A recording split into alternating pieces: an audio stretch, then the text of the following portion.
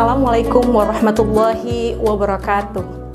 Alhamdulillahilladzi khalaqal mauta wal hayata liyabluwakum ayyukum ahsanu amala. Asyhadu an la ilaha illallah wa asyhadu anna Muhammadan abduhu wa rasuluh. Allahumma sholli ala Muhammad wa ala ali Muhammad. Bulan Ramadan adalah bulan tarbiyah, bulan di mana kita ditempa untuk menjadi pribadi yang bertakwa. Dan sejatinya ketakwaan itu tidak kita rasakan sendiri. Dia adalah lentera yang harusnya menyinari orang-orang di sekeliling kita, terutama keluarga. Allah Subhanahu wa taala berfirman dalam surat At-Tahrim ayat 6, A'udzu billahi minasyaitonir rajim. Bismillahirrahmanirrahim. Ya ayyuhalladzina amanu qu anfusakum wa ahlikum naro. Artinya, hai orang-orang yang beriman, peliharalah dirimu dan keluargamu dari api neraka. Mari kita perhatikan urutan bagaimana Allah menyebutkan ku anfusakum terlebih dahulu, baru diikuti oleh wa ahlikum. Ini punya makna yang mendalam bahwa perbaikan keluarga harus dimulai dari perbaikan diri sendiri terlebih dahulu. Ikhwati fillah yang dirahmati oleh Allah, barangkali kita teringat dengan instruksi keselamatan pesawat terbang yang disampaikan oleh pramugari. Jika tekanan udara di kabin pesawat turun atau berkurang secara mendadak, maka penumpang yang membawa anak wajib memakai masker oksigen terlebih dahulu, baru menyelamatkan anak atau orang lain di sebelahnya. Artinya apa? Kita tidak bisa menyelamatkan orang di sekitar kita kalau kita sendiri dalam keadaan sesak dan keadaan darurat. Akibatnya bisa dua-duanya tidak selamat. Begitupun dakwah di dalam keluarga. Kita tidak bisa menyelamatkan orang-orang yang kita cintai kalau kita sendiri dalam keimanan yang tidak kokoh, kalau kita sendiri tidak bisa menjadi teladan di dalam keluarga. Maka kesadaran untuk terus memperbaiki diri adalah sesuatu hal yang sangat penting, karena peran kita di rumah akan menentukan bagaimana arah dari keluarga kita. Setiap kita adalah tiang-tiang atau pilar-pilar yang menjaga kekokohan dan ketahanan keluarga. Bayangkan teman-teman, rumah kita adalah sebuah ruangan yang penuh dengan cahaya, maka setiap gerak-gerik kita akan menghasilkan bayangan. Dan bayangan tidak akan lurus kalau tiangnya itu sendiri bengkok.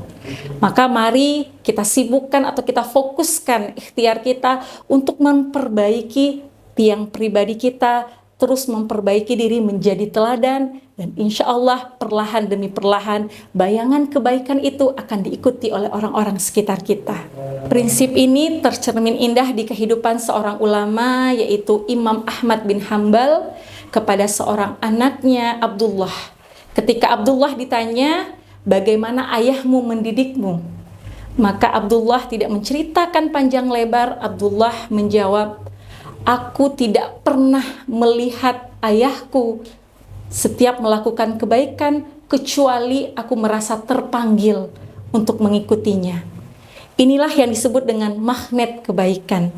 Imam Ahmad tidak sibuk menuntut, tidak sibuk mendikte anaknya, tapi dia sibuk memperbaiki dirinya dengan ikhlas terus menjadi teladan untuk anaknya sampai Allah gerakkan hatinya untuk mengikuti jejak-jejak kebaikan ayahnya. Menjadi teladan di keluarga artinya kita juga harus konsisten melakukan kebaikan itu terus-menerus, dan kita juga harus kongruen, selaras apa yang kita sampaikan dengan apa yang kita lakukan. Tidak adil rasanya jika kita menyuruh anak kita untuk berhenti menonton hal yang tidak bermanfaat, sedangkan kita larut hanyut dalam sinetron atau bikin tayangan yang minim akan pesan moral.